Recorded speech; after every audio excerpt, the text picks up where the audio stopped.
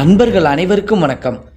நமது சேனலில் இன்றைக்கி 238வது எபிசோடாக எங்கே நடந்த ஒரு சம்பவத்தை பற்றி பார்க்க போகிறோம் அப்படின்னு சொல்லி பார்த்தோம் அப்படின்னா, தேனியில் இருந்து சரியாக ஒரு 15 கிலோமீட்டர் தொலைவில் அமைந்திருக்கக்கூடிய ஒரு பெரிய தோப்பில் பிரபு அப்படின்னு சொல்லக்கூடிய 24 வயது நிறைந்த இளைஞர் காவலாளியாக வேலை பார்க்கிறாருங்க.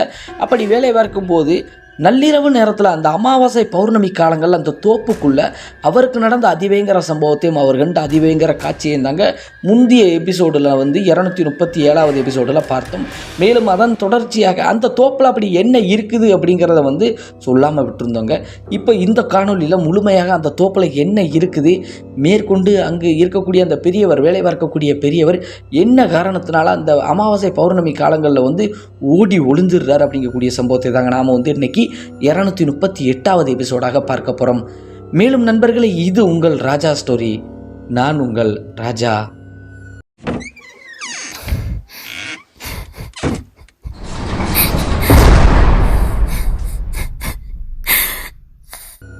மேலும் நண்பர்களே, இந்த வீடியோ உங்களுக்கு பிடிச்சிருந்துச்சுன்னா மறக்காம இந்த வீடியோக்கு ஒரு லைக் போட்டுட்டு உங்கள் நண்பர்களுக்கும் இந்த வீடியோவை ஷேர் பண்ணி நம் ராஜா ஸ்டோரி சேனல் வளர்ச்சிக்கு பேர் உதவியாக இருங்களே நண்பர்களே.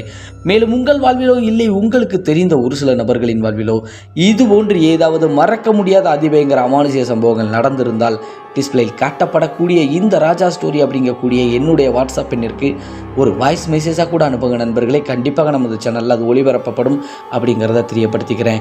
மேலும் இப்போ வரை நீங்கள் நமது சேனலை சப்ஸ்கிரைப் பண்ணாமல் தான் பார்க்குறீங்க அப்படின்னா மறக்காமல் சப்ஸ்கிரைப் பண்ணி வச்சுட்டு பக்கத்தில் இருக்கக்கூடிய ஆல் அப்படிங்கிற பெல் பட்டனை அழுத்தி வச்சுக்கிட்டிங்கன்னா நாம் வீடியோ போட்ட உடனுக்குடன் உங்களுக்கு வந்துவிடும் அப்படிங்கிறதையும் தெரியப்படுத்திக்கிறேன் நண்பர்களே.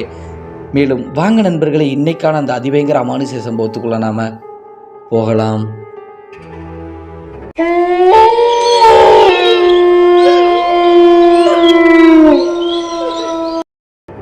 நாம் ஏற்கனவே குறிப்பிட்டு சொன்னது போல இந்த அதிபயங்கர அமானுஷ்ய சம்பவமானது தேனியில் இருந்து சரியாக ஒரு 15 கிலோமீட்டர் தொலைவில் அமைந்திருக்கக்கூடிய ஒரு பெரிய தோப்பில் காவலாளியாக வேலை பார்க்கக்கூடிய பிரபு அப்படின்னு சொல்லக்கூடிய 24 வயது நிறைந்த இளைஞருக்கு கிட்டத்தட்ட 2021 தாங்க இந்த அதிபயங்கர அமானுஷ்ய சம்பவமானது நடந்திருக்குது. அதாவது பார்ட் 1 இதற்கு முந்தைய எபிசோடில் போட்டிருந்தாங்க. அந்த வீடியோவை பார்த்தால்தான் இந்த வீடியோ உங்களுக்கு முழுமையாக புரியும்.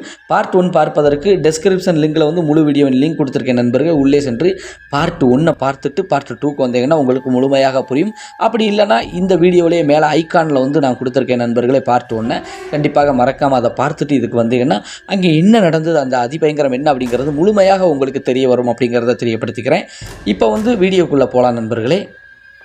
பிரபு அப்படின்னு சொல்லக்கூடிய அந்த 24 வயது நிறைந்த வாலிபரை தர்மராஜ் அப்படின்னு சொல்லக்கூடிய அவங்க தூரத்து உறவுக்காரர் ஒரு மாமா தாங்க அந்த தோட்டத்து வேலைக்கு சேர்த்து விட்டுருக்கிறாரு. அதாவது அந்த தோட்டத்துக்கு எப்படி பழக்கம் தர்மராஜ் அப்படின்னு சொல்லி பார்த்தீங்க அப்படின்னா, அடிக்கடி வேன் டிரைவராக லோடு ஏற்றுவதற்காக அந்த தோட்டத்துக்கு அந்த வாழை மரங்கள், சவுக்கு மரங்களை லோடு ஏற்றுவதற்கு போய் இருக்கும்போது அங்கு வேலை பார்க்கக்கூடிய வாட்ச்மேனுக்கு நல்ல பழக்கம். யார்? அந்த தர்மராஜ் அப்படின்னு சொல்லக்கூடிய நபர். அந்த தர்மராஜ் மூலியமாக தான் பிரபு வேலைக்கு போய் தான் இப்படியெல்லாம் அசம்பாவிதம் நடந்திருக்குது.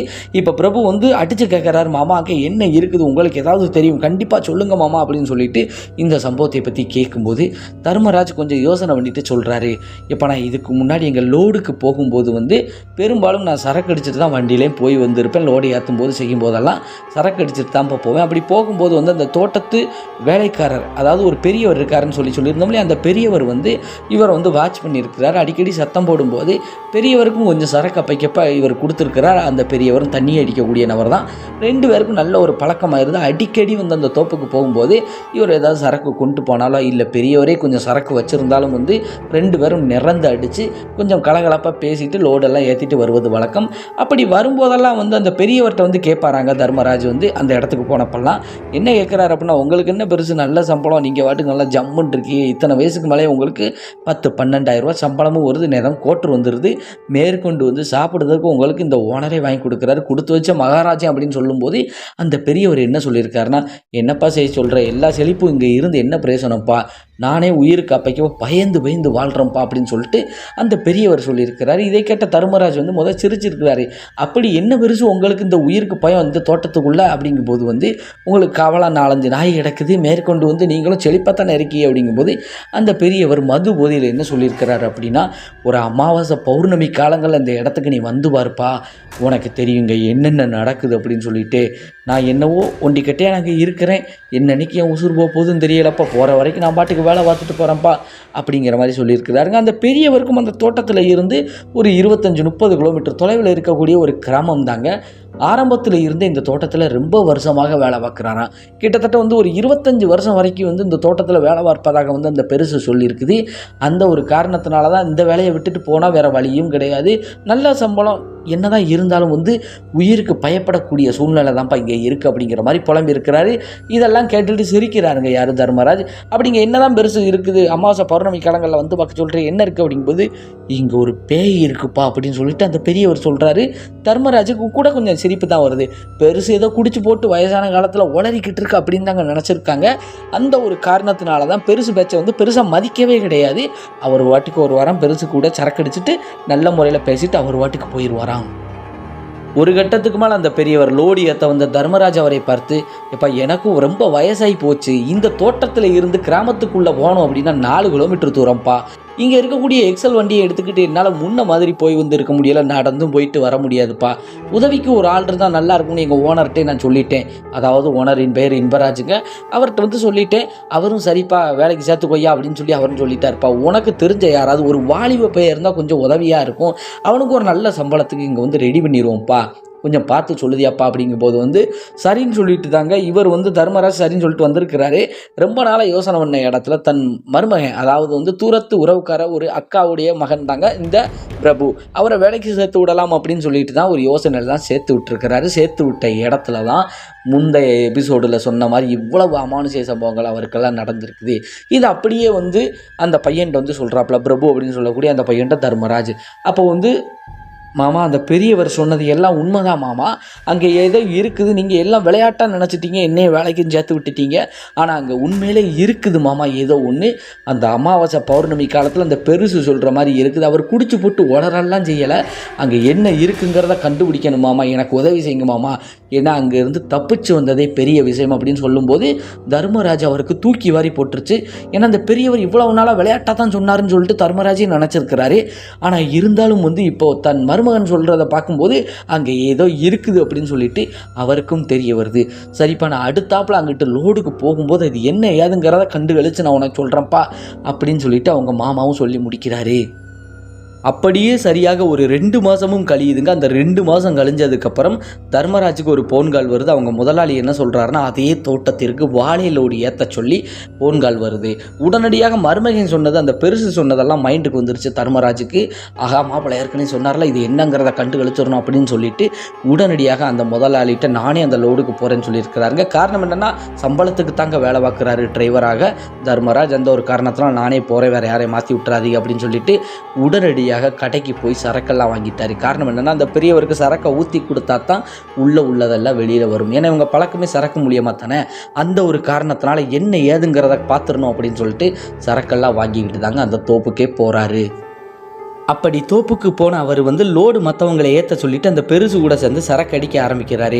அப்படி தண்ணி அடிக்கும்போது ஒன்று போட்டு வாங்குறாரு. பெரியவரும் வந்து சொல்கிறாரு, என்ன சொல்கிறாருன்னா, உன் மருமகன் தானப்பா பிரபு அப்படிங்கிறவே நல்ல வேலை இருந்தான்ப்பா, ஒரு 1.5 மாதம் வரைக்கும் வேலை பார்த்தான், நல்லா அவன் பாட்டுக்கு நிலச்சி நிற்பான்னு நினச்சேன், இப்படி பண்ணிகிட்டு இருக்கானப்பா, சாமத்தில் என் கூட சேர்ந்து அவன் பாட்டுக்கு தூங்கினோம்னா எதுவும் தெரியாது, ஏதோ சத்தங்காக்கு வைக்கன்னு சொல்லிட்டு அங்கிட்டு போயிட்டு இந்த தோப்புக்குள்ளே என்னத்தையோ பார்த்துக்கிட்டு புலம்பிக்கிட்டு அலைந்தான்ப்பா அப்படிங்கும்போது உடனடியாக தர்மராஜ் கேட்குறாரு, ஆமாம் ஐயா, நீங்கள் ஏற்கனவே என்கிட்ட சொல்லியிருக்கீங்களே இந்த தோப்பில் ஏதோ இருக்குன்ட்டு, நீங்கள் கூட பதறி அடிச்சுட்டு ஏதோ வாலிப பையில கேட்டீங்களா, அதனால தான் மருமகன் அனுப்புனேன், சரி நீங்கள் தான் கொஞ்சம் தாட்டிக்கமான ஆளாச்சே, கொஞ்சம் தைரியப்படுத்த வேண்டியதானே அப்படி இப்படின்னு சொல்லி அப்படியே போட்டு வாங்குறாரு. பெரியவரும் உளர்றாரு, ஆமாப்பா அந்த அமாவாசை பௌர்ணமி நேரத்தில் மட்டும் இந்த இடத்துல ஒரு மாதிரி இருக்கும், மற்றபடியெல்லாம் எந்த ஒரு சிக்கலும் கிடையாது, எங்கேனாலும் போகலாம் வரலாம், இந்த அமாவாசை பௌர்ணமி காலத்தில் மட்டுமே அழுக சத்தம் வந்து பயங்கரமாக கேட்கும், மேற்கொண்டு இந்த வாழைத்தோப்பை தாண்டி போயிடவே கூடாதுப்பா, வாழைத்தோப்புக்கிட்டே நின்றணும். ஆனால் அவன் என்னன்னா பயப்படாமல் அவன் பாட்டுக்கு உள்ளே போகிறான், ஜவுக்கு தோப்பு வரைக்கும் போய்கிட்டு இருக்கான்ப்பா, அதனால தான் எதையோ பார்த்து பதறிட்டான்ப்பா அப்படின்னு சொல்லிட்டு அவர் சொல்லும்போது தூக்கி வாரி போட்டுருச்சு. யாருக்கு? தர்மராஜுக்கு. அப்போ நீங்கள் சொல்கிறது உண்மைதான் என்னாச்சு இங்கே இருக்குதா அப்படிங்கும்போது, இருக்குப்பா. எத்தனை வருஷமாக இருக்குதுன்னு பார்த்தா கிட்டத்தட்ட 20 வருஷமாக இங்கே ஒரு சம்பவம் நடந்துக்கிட்டு இருக்குது. நானே இங்கேருந்து போகலான்னு நினச்சா முதலாளி என்னை விட மாட்டேங்கார். நல்ல சம்பளம் கொடுத்து வச்சிருக்கிறாரு. என் குடும்பம் ஊரில் கொஞ்சம் ஓரளவுக்கு நல்லா தான் இருக்குது. காரணம்னா சொந்தக்காரங்களுக்கு நாங்கள் வேலை பார்க்குறோம்னு தான் தெரியுமே ஒழிய இங்கே என்ன அவார்டு விடுறேன்னு யாருக்குமே தெரியாதுப்பா.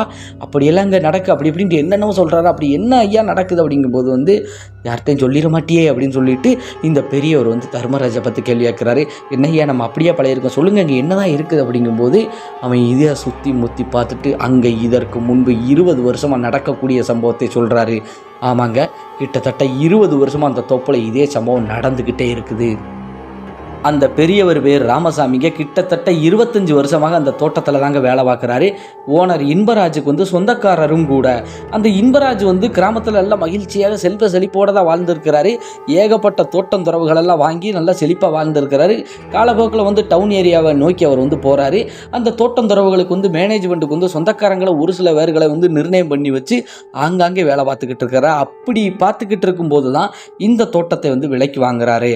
25 வருஷத்துக்கு முன்னாடி அந்த இன்பராஜ் விலைக்கு வாங்கி அந்த தோட்டத்துக்கு இந்த ராமசாமி அந்த பெருசத்தான் அந்த அண்ணாச்சியை தான் வேலைக்கு போட்டிருக்கிறாரு. அவர் நல்ல முறையில் தான் வேலை பார்த்துக்கிட்டு இருக்கிறாங்க. அவங்க நேர காலமாக என்னன்னு தெரியலை, அவங்களுடைய மனைவி இன்பராஜுடைய மனைவி கொஞ்சம் புத்தி சோதனம் இல்லாத மாதிரி ஆயிடுறாங்க. எவ்வளவு ஹாஸ்பிட்டலுக்கு போய் மருந்து மாத்திரைகள் எடுத்துக்கிட்டாலும் சரியாக வரலை.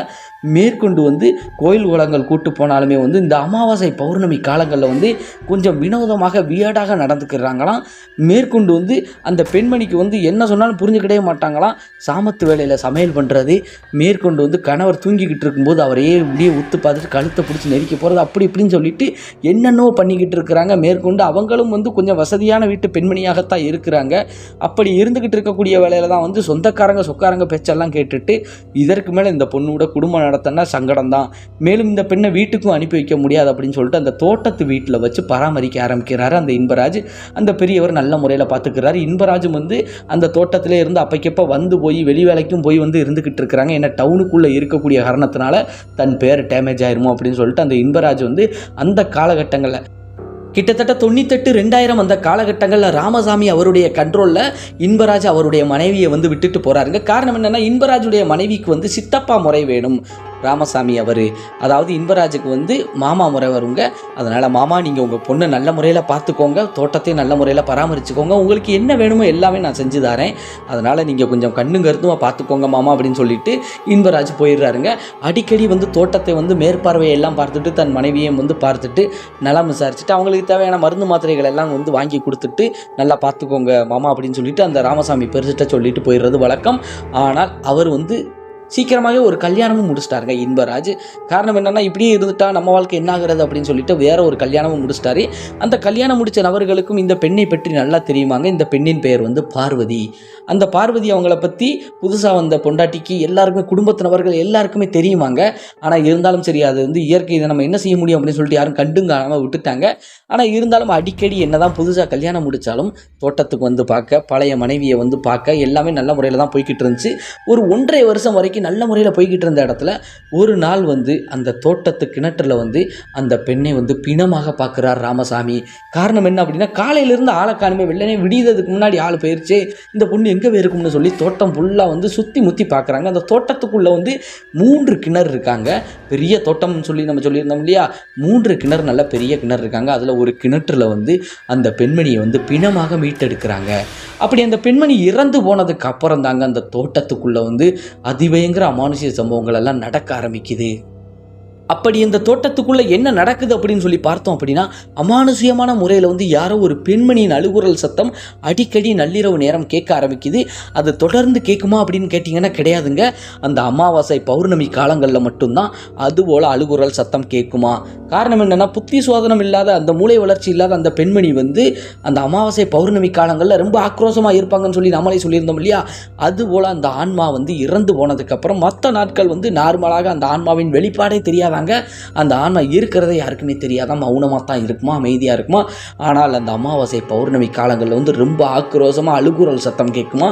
அந்த தோட்டத்து முழுவதும், அந்த வாழைத்தோப்பு, தென்னந்தோப்பு, சவுக்கத்தோப்பு, அந்த தோட்டத்து முழுவதுமே வந்து சுற்றி முற்றி அந்த மாதிரி சத்தங்கள் எல்லாம் கேட்க ஆரம்பிக்குமா. அதற்கப்புறம் வந்து அந்த பெரியவரே பதற ஆரம்பிச்சிட்டாரு, பயப்பட்டுக்கிட்டு அந்த இன்பராஜ்கிட்ட சொல்லும்போது அந்த இன்பராஜ் வந்து முதல்ல ஏற்றுக்கிடவே இல்லையாங்க. காரணம் என்னென்னா அந்த பெருசு அப்போல்லாம் தண்ணியே அடிக்க மாட்டாராம். ஆனால் அந்த பயத்தில் வந்து அடிக்கடி தண்ணி அடிக்க ஆரம்பிச்சிருவாராம். ஓனர் வேற சொல்லி அடிக்கடி கடையில் வாங்கி குடிக்க செய்ய, இந்த மாதிரி சாராயம் குடிக்க, கடையில் வாங்கி குடிக்க, அப்படி இப்படின்னு இருந்துக்கிட்டே இருந்திருக்கிறாரு. அதே ஓனர் வந்து கண்டும் காணாமல் இருக்கிறாரு. ரொம்ப குடிக்கிறாரே இவருன்னு சொல்லி சத்தமெல்லாம் போட்டிருக்காங்க. இதனால தான் நான் குடிக்கேன் அப்படின்னு சொல்லிட்டு அந்த இன்பராஜிடம், அந்த ஓனரிடம் வந்து ராமசாமி பெருசு சொன்னாலுமே அவர் ஏற்றுக்கிடவே இல்லையா. ஒரு நாள் நீங்கள் இங்கே தங்கி தான் பாருங்களேன் அப்படின்னு சொல்லிட்டு அந்த பெருசு சொல்லியிருக்கிறாரு. என்ன ஓயாமல் எப்படியே சொல்கிறாரு, இன்றைக்கி பார்த்துருவோம் அப்படின்ட்டு ஒரு அமாவாசை நேரத்தில் அந்த தோட்டத்து வீட்டில் வந்து இன்பராஜ் தங்கி இருந்திருக்கிறாரு தனியாக. இந்த பெருசும் கூட இருந்திருக்கிறாரு, வெளியில் படுத்திருக்கிறாரு. அந்த நேரத்தில் இந்த அழுகுரல் சத்தம் கேட்டு பெருசு அப்படியே ஒண்டி போய் அந்த வீட்டு கதவை தட்டி உள்ளே வரத்தான் நின்றுருக்கிறாரு. இன்பராஜும் பயத்தோட கதவை திறந்து விட்டு, நீ சொல்லுத சரிதான் ஐயா, இங்கே ஏதோ இருக்குதுயா அப்படின்னு சொல்லிட்டு, உங்கள் மனைவியோட ஆன்மா தான் இங்கே இருக்குயா அப்படின்னு சொல்லிட்டு இன்பராஜிட்ட வந்து அந்த ராமசாமி அவரும் சொல்லியிருக்கிறாரு. இப்போ அந்த பெருசு சொல்கிறத அப்படியே முழுமையாக இன்பராஜ் வந்து நம்புறாருங்க. ஏன்னா கண் கூட பார்த்துட்டாரு. அன்னைக்கு நைட்டு முழுவதும் விடிய விடிய வந்து அந்த அழுகுரல் சத்தம் வந்து கேட்டுக்கிட்டே இருந்திருக்குது. ரொம்ப ரணகுடூரமாக இருந்திருக்குது. அதை கேட்டு அப்படியே பதற ஆரம்பிச்சிருக்கிறாரு. இதை இப்படியே விட்டுறக்கூடாது, இதுக்கு என்ன செய்யலாம் அப்படின்னு சொல்லிட்டு மறுநாள் காலை வரைக்கும் 2 பேரும் யாரும் ஒருத்தருக்கு ஒருத்தர் பேசிக்கிடவே இல்லையாங்க. அப்படியே அதே ரூமில் அமைதியாக இருந்திருக்கிறாங்க. ஒரு 4 மணிக்கு மேலே தாங்க அந்த சத்தமே வந்து அமைதியாக இருக்குது. அதற்கப்புறம் காலையில் விடிஞ்சதுக்கப்புறம் வந்து உடனடியாக வந்து இன்பராஜ் இதுக்கு என்ன செய்யலாம் ஐயா அப்படின்னு சொல்லிட்டு அந்த பெருசிட்ட கேட்கும்போது அந்த பெரியவர் என்னென்ன ஐடியா சொல்கிறாரு. எல்லா ஐடியாவையும் வந்து அந்த இன்பராஜ் செஞ்சு பார்த்துருக்கிறாரு. ஆனால் எதுவுமே கை கொடுக்கலை. ஆன்மீக ரீதியாகவும் சரி, அமானுஷிக ரீதியாகவும் சரி, எல்லாமே செஞ்சு பார்த்துருக்கிறாரு. எதுவுமே கை கொடுக்கலையாங்க. அதற்கப்புறம் வேறு வழியே இல்லை அப்படின்ட்டு இவருக்கு பாதுகாப்பாக வந்து, ஐயா நீ அதுக்காக தோட்டத்தை விட்டு போயிடாதே, உனக்கு சம்பளம் கூட தரேன் அப்படின்னு சொல்லிட்டு அந்த ராமசாமி பெருசை வந்து கொஞ்சம் தைரியமாக இருக்கியா, நீ எவ்வளோ சரக்கு அடிப்போ அடிச்சுக்கோ, உனக்கு கூட துணைக்கு வந்து கூட 2 பேரை வேலைக்குனாலும் போட்டுக்கோயா அப்படின்னு சொல்லிட்டு ஏகப்பட்ட பேர் வேலைக்கு வந்திருக்காங்க. கிட்டத்தட்ட 7-8 பேர் வரைக்கும் அந்த ராமசாமி அண்ணாச்சி அந்த பெருசு வந்து 7-8 பேர் வரைக்கும் வேலையை கூப்பிட்டு வந்து வச்சுக்கிட்டு வராங்க. 1 மாதமும் 2 மாதமும் இப்படித்தாங்க வந்து அவங்க வேலை பார்த்துருக்காங்களாம், துணைக்கு இருந்திருக்கிறாங்க. ஒவ்வொருத்தரும் பதறி அடித்து அங்கேருந்து போக ஆரம்பிச்சிட்டாங்க. இன்னும் முதல்ல அங்கே என்ன நடக்குன்னு தெரியாமல் தான் மறு மாதம் வரைக்கும் நீடிச்சிருக்காங்க. மறு மாதம் வந்து அதே மாதிரி நடக்குது. மாதத்துக்கு 2 முறை அமாவாசைக்கும் சரி பௌர்ணமிக்கும் இப்படி நடக்குதுன்ட்டு தான் ஒவ்வொருத்தரும் அங்கேருந்து ஓடி போயிருக்கிறாங்க. அந்த இடத்துல தான் வந்து ஒரு 4-5 நாய்களையும் எடுத்து வளர்க்க ஆரம்பிச்சிருக்காங்க. யாருக்குமே உயிர் சேதம் கொடுக்காத அந்த ஆன்மா இது போல் அச்சப்படுத்திக்கிட்டே இருக்குதாங்க அந்த அமாவாசை பௌர்ணமி காலங்களில் மட்டும்தான். ஆனாலும் அந்த பெருசு பயத்தோடய தான் இருக்குமா, நேதாவும் தண்ணி அடிக்குமாங்க. அந்த சரக்கு அடிக்கிறதுக்கு அடிக்டாகவே அவர் ஆயிட்டாராம். அந்த உயிர் பயத்தில் அப்படி அடிப்பாரான் சரக்கு. மேற்கொண்டது நண்பர்களே, அதனால தான் தர்மராஜ் அவர்கிட்ட வந்து புலம்பி இருக்கிறாரு. தர்மராஜும் வந்து சரி நம்ம மருமையை சும்மா தானே இருக்க, அந்த பெருசு வந்து ஏதோ சொல்லிக்கிட்டு இருக்குன்ட்டு அங்கே உண்மையிலேயே என்ன நடக்குதுன்னு தெரியாத அந்த தர்மராஜ் தன் மருமகனையும் வந்து வேலைக்கு சேர்த்து விட்டுருக்கிறாரு. அப்படி வேலைக்கு சேர்த்து விட்டதுக்கப்புறம் வந்து அவரும் வந்து நம்ம சொன்ன மாதிரி 1 மாதமும் ஒரு 5-10 நாள் வரைக்கும் வேலையும் பார்த்துருக்கிறாருங்க. அவரும் மிரண்டு அடித்து அந்த இடத்த விட்டே போயிருக்கிறார். இப்போ பெரியவர் மட்டும் தன்னந்தனியாக அங்கே வேலை பார்த்துருக்கிறாரு. இப்போ அதுக்கப்புறம் அந்த தோட்டத்துக்குள்ளே என்ன நடந்தது அப்படிங்கிறது வந்து முழுசாக தெரியலையாங்க. காரணம் என்னன்னா இது வரைக்கும் யாருக்கும் உயிர் சேதம் எதுவுமே ஏற்பட்டது கிடையாதான். ஆனால் அச்சப்படுத்தி பயமுறுத்திக்கிட்டே இருக்குமா அந்த அமாவாசை பௌர்ணமி காலங்களில். ஆனால் அங்கே வேலைக்கு யாரும் போனாங்களா என்னங்கிறது யாருக்குமே தெரியலைங்க. அதற்கப்புறம் அவங்க மாமாவும் வந்து யார் அந்த தர்மராஜ பிரபுவுடைய மாமாவும் வந்து அங்கே லோடு ஏற்ற வந்து பெரும்பாலும் ரொம்ப போகிறது கிடையாதாங்க. எப்போயாச்சும் போனால் வந்து கண்டும் காணாத மாதிரி வந்துடுவாராம். ஆனால் இப்போக்குள்ளே வந்து அவர் சொந்த வண்டி வாங்கிட்டு நல்ல முறையில் அவர் வெளியில் வந்து தனியாக வந்து வியாபாரம் ஏதோ பார்த்துக்கிட்டு இருப்ப மாதிரி வந்து சொல்லியிருக்கிறாரு பிரபு. நமக்கு இந்த சம்பவத்தை அனுப்பி வச்சது பிரபு அவர் தாங்க அனுப்பி வச்சிருக்கிறாரு. அவர் வாழ்க்கையில் அவருக்கு நடந்த அந்த அமானுஷ்ய சம்பவத்தை முழுமையாக எந்த ஒரு மாற்றமும் இல்லாமல் நமக்கு சொல்லிட்டாரு. அதை அப்படியே உங்களுக்கும் தெரிவிச்சிட்டேன் நண்பர்களே. இந்த சம்பவம் வந்து எப்படி இருந்தது அப்படிங்கிறத வந்து மறக்காம வந்து கமெண்ட் செக்ஷனில் வந்து சொல்லிட்டு போங்களின் அருமை நண்பர்களே. இந்த வீடியோ உங்களுக்கு பிடிச்சிருந்துச்சுன்னா மறக்காம இந்த வீடியோக்கு ஒரு லைக் போட்டுட்டு உங்கள் நண்பர்களுக்கும் இந்த வீடியோவை ஷேர் பண்ணி நம் ராஜா ஸ்டோரி சேனல் வளர்ச்சிக்கு பேர் உதவியாக இருங்கள் என் அன்பு நண்பர்களே. மேலும் உங்கள் வாழ்விலோ இல்லை உங்களுக்கு தெரிந்த ஒரு சில நபர்களின் வாழ்விலோ இது போன்று ஏதாவது மறக்க முடியாத அதிபயங்கர அமானுஷ்ய சம்பவங்கள் நடந்திருந்தால் டிஸ்பிளேயில் காட்டப்படக்கூடிய இந்த ராஜா ஸ்டோரி அப்படிங்கக்கூடிய என்னுடைய வாட்ஸ்அப் எண்ணிற்கு ஒரு வாய்ஸ் மெசேஜாக கூட அனுப்புங்க நண்பர்களே. கண்டிப்பாக நமது சேனலில் அது ஒளிபரப்பப்படும் அப்படிங்கிறத தெரியப்படுத்திக்கிறேன். மேலும் இப்போ வரை நீங்கள் நமது சேனலை சப்ஸ்கிரைப் பண்ணாமல் தான் பார்க்குறீங்க அப்படின்னா மறக்காமல் சப்ஸ்கிரைப் பண்ணி வச்சுட்டு பக்கத்தில் இருக்கக்கூடிய ஆல் அப்படிங்கிற பெல் பட்டனை அழுத்தி வச்சுக்கோங்க நண்பர்களே. அப்போ தான் நாம் வீடியோ போட்ட உடனுக்குடன் உங்களுக்கு வந்துவிடும் அப்படிங்கிறத தெரியப்படுத்திக்கிறேன். மேலும் நன்றி, வணக்கம் நண்பர்களே. நாம் அடுத்து இதே போன்று ஒரு அதிபயங்கரமான அமானுஷ்ய சம்பவத்தில் சந்திப்போம்.